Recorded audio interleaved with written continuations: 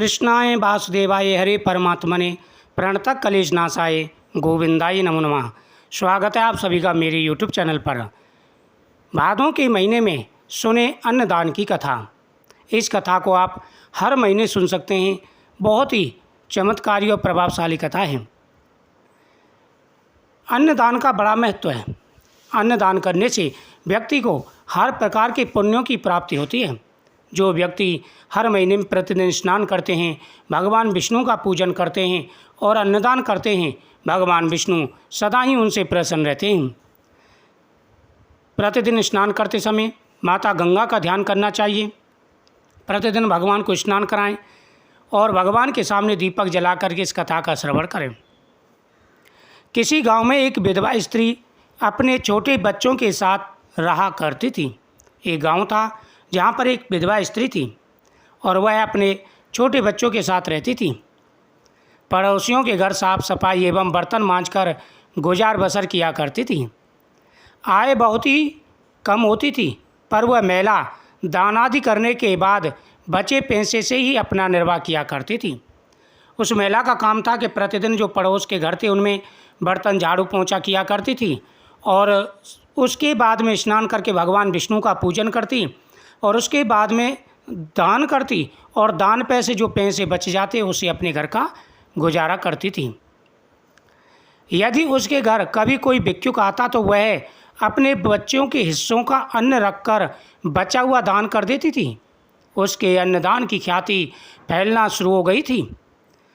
बच्चे भी बड़े होने लगे। उसे अपनी माँ पर अचरज होता था, जो पहले धन कमाने के लिए मेहनत करती और फिर उससे अन्नदान करने से में संघर्ष किया करती थी, क्योंकि यदि वह रोज़ाना इतना अन्नदान में ना देती तो उसकी स्थिति बेहतर हो जाती। अब उसके अन्नदान की जो कथाएं दूर दूर फैलने लगीं। उसके घर पर जो भी आता वह बिना भोजन कराए नहीं भेजती थी। हालांकि उसकी स्थिति बहुत ख़राब थी, लेकिन फिर भी वह अन्नदान किया करती थी। उसका नियम था कि कोई भी उसके घर पे आ जाए, साधु संत हो या कोई भी हो, भोजन बना कर के खिलाती थी। धीरे धीरे बच्चे बड़े होने लगे और बच्चे अपनी माँ की इस हालत को देखते थे और वह सोचते थे कि हमारे घर में इतना अन्न नहीं है, माँ कितना संघर्ष करती है लेकिन फिर भी अन्नदान करती है। कहते हैं कि जैसे माँ बाप कर्म करते हैं बच्चों पर असर जरूर पड़ता है। बच्चे उसी प्रकार के संस्कार सीखते हैं। बच्चे भी धार्मिक प्रगति हो गई। उसके अन्नदान की ख्याति दूर दूर फैल गई। बच्चे भी बड़े होने लगे। उसे अपनी माँ पर अचरज होता था, जो पहले धन कमाने के लिए मेहनत करती है और फिर उससे अन्नदान करने में संघर्ष किया करती है, क्योंकि यदि वह रोज़ाना इतना अन्नदान न देती तो स्थिति बेहतर होती, वह थोड़ी बहुत धनवान हो सकती थी। एक दिन उन्होंने पूछा, माँ तुम ऐसा क्यों करती हो? तुम जो कमा कर लाती हो उसे दान कर देती हो, इस प्रकार के अन्नदान करने का क्या लाभ है? माँ ने कहा, सब दानों में अन्नदान सर्वश्रेष्ठ है।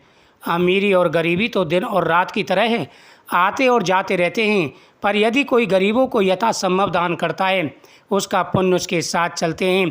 अर्जित किया पुण्य कमाए हुए धन से श्रेष्ठ होता है।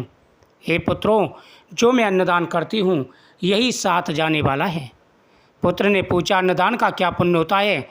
तुम जो अन्नदान करती हो उससे मिलने वाले पुण्य का क्या मतलब है? माँ ने कहा, मैं अज्ञानी अनपढ़ स्त्री वाला अन्नदान के पुण्य के बारे में क्या बता सकती हूँ?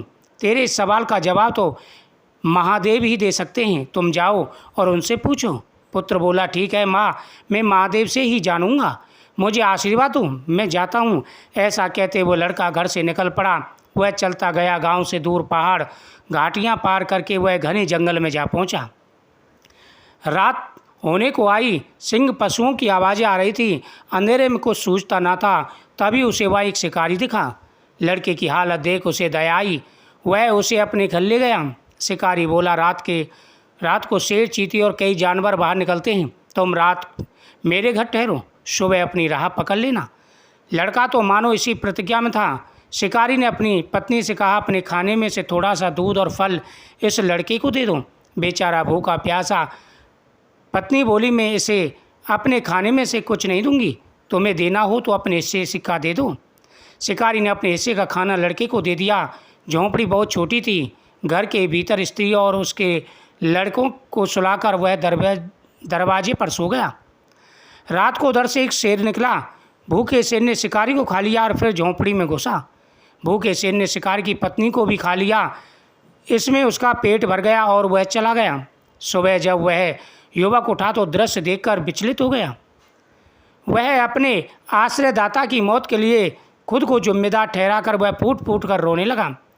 रो लेने के बाद उसने किसी तरह उनके बचे अवशेषों को समेट कर गाड़ दिया। वह आगे बढ़ा। रास्ते में उसे एक राजा बैठा हुआ दिखा। नवयुवक को देख उसने पूछा, तुम कहाँ जा रहे हो? उसने जवाब दिया, मैं महादेव के पास अपने सवाल का उत्तर पाने के लिए जा रहा हूँ।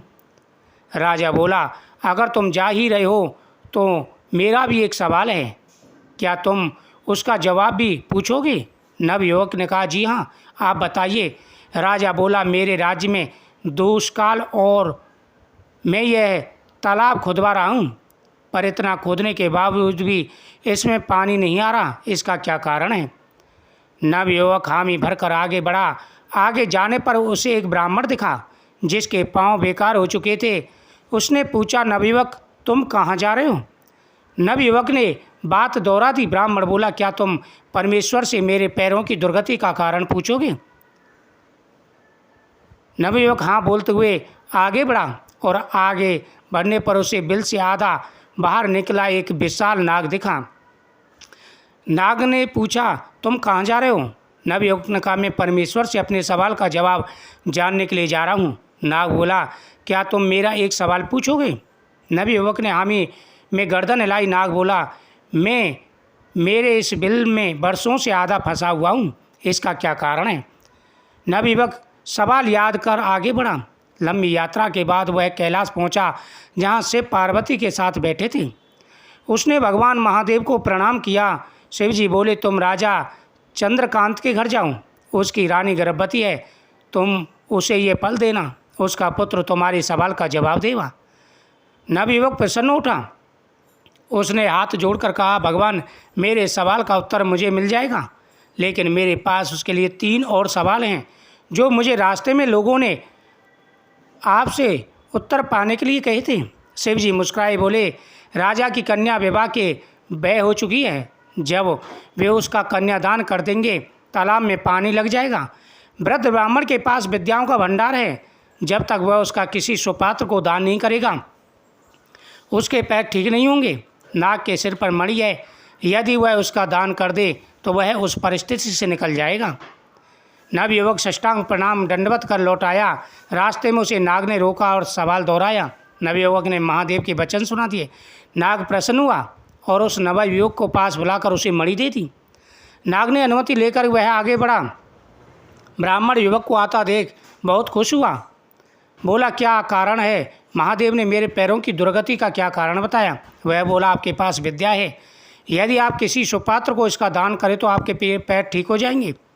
ब्राह्मण ने कुछ सोचा, नवयुवक से दोनों हाथ अंजलि बनाकर नीचे रखने को कहा। ब्राह्मण ने कुछ मंत्र बुदबुदाए और जल के साथ 64 विद्याएं नवयुवक को दान कर दी। ब्राह्मण के पैरों में तत्काल ताकत लौट आई। विद्याओं के प्रकाश से दमकता हुआ नवयुवक राजा के पास पहुंचा। राजा ने कहा दिया, राजन, आपकी विवाह के लायक कन्या जिसका आपने अब तक विवाह नहीं किया है, जब तक आप उसका विवाह नहीं करोगे तालाब में पानी नहीं आएगा। राजा ने कुछ सोचा, नवयुवक के साथ में अपनी कन्या का विवाह कर दिया। नवयुवक बहुत खुश हुआ। वह बोला, मुझे अपने सवाल का जवाब पाना है, और वह शिवजी का दिया फल लेकर राजा चंद्रमोहन के राज की ओर चल पड़ा। महारानी प्रसव पीड़ा में थी। नवयुवक ने राजा को अपने परिचय दे दिया। फल महारानी के लिए भिजवाया। फल पाते ही महारानी ने लड़के को जन्म दिया। अनुमति लेकर नवयुवक भीतर गया और बालक को गोद में लेकर बोला, हे बालक, मैं भगवान महादेव की आज्ञा से तुम्हारे पास जानने को आया हूँ, बताओ अन्नदान का क्या पुण्य है? नवजात बालक हंसा और उसके हंसी से दिशाएं गूंज उठी। वह मेघ गंभीर स्वर में बोला, तुम अब भी मुझसे अन्नदान का पुण्य पूछते हो? क्या तुम्हें वन में बिताई वह रात याद है जब एक शिकारी के घर तुमने रात बिताई थी? आश्चर्यचकित होकर नवयुवक ने कहा, हाँ, उस शिकारी ने मुझे अपना भोजन और आश्रय दिया था, लेकिन एक दुर्दांत सिंह ने रात को उसे अपना ग्रास बना लिया। बालक खिलखिला कर हंसते हुए बोला, पूर्व जन्म में वह शिकारी मैं था, और तेरे इस अन्नदान के कारण ही मेरी यह गति हुई, मेरा उद्धार हुआ। और तेरे उस अन्नदान का मतलब है कि तेरी माता ने जो अन्नदान किया उसका फल तुझे करोड़ों गुना मिला। मणि मिली, 64 विद्याएँ मिली और राजा की लड़की से तेरा विवाह हुआ। अब भी अन्नदान के बारे में पूछता है। इस कथा का मतलब है कि अन्नदान का कितना महत्व है। जो व्यक्ति अन्नदान करते हैं जीवन में उन्हें कभी किसी प्रकार का दुख सहना नहीं पड़ता।